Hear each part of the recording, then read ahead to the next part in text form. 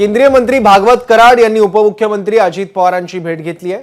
भागवत कराड हे छत्रपती संभाजीनगरमधून लोकसभेसाठी इच्छुक आहेत, मात्र या जागेवर शिवसेनेने देखील दावा केला आहे। त्यामुळे कराड सर्वपक्षीय नेत्यांच्या भेटीगाठी घेत आहेत। भागवत कराड अजित पवार यांच्या देवगिरी निवासस्थानी भेट घेऊन निघाले।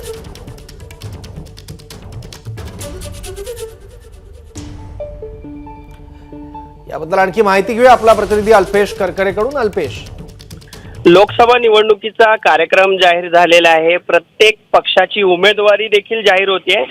तसे जे इच्छुक आहेत त्यांची देखील धाकधूक वाढलेली आहे आणि यामध्ये भागवत कराड जे केंद्रीय मंत्री आहेत, भाजपचे नेते आहेत, त्यांची देखील धाकधूक वाढलेली आहे। ते सध्या छत्रपती संभाजीनगर मधून इच्छुक आहेत आणि त्यामुळेच ते सध्या सर्व पक्षीय नेत्यांची भेटीगाठी घेत आहेत।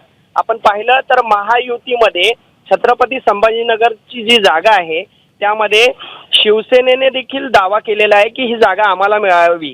त्यामुळेच आता भागवत कराड हे सर्वपक्षीय नेत्यांची भेट घेत आहेत आणि याच पार्श्वभूमीवर आपण पाहिलं तर अजित पवारांच्या देवगिरी निवासस्थानी आज भागवत कराड यांनी अजित पवारांची भेट घेतली आणि ही जागा आम्हाला मिळावी, मला द्यावी, मी तिकडे निवडून येऊ शकतो अशा प्रकारची चर्चा झाल्याची माहिती मिळते। काही वेळापूर्वी ही भेट घेऊन भागवत कराड निघून गेलेले आहेत। मात्र या जागेवर शिवसेनेकडून विनोद पाटील यांचं देखील नावाची चर्चा आहे।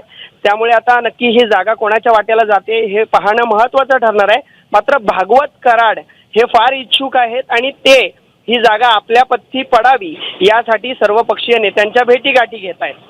सौरभ, ठीक आहे, धन्यवाद अल्पेश या माहितीबद्दल।